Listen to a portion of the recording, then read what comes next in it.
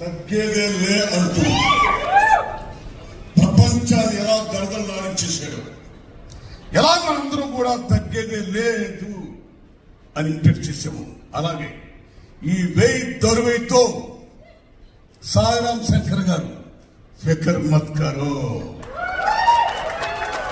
అని అనాలని, సినిమాతో గొప్ప హిట్ అవ్వాలని, ఆయన మళ్ళీ గొప్ప మాస్ హీరో కావాలని నేను హృదయపూర్వకంగా కోరుకుంటున్నాను.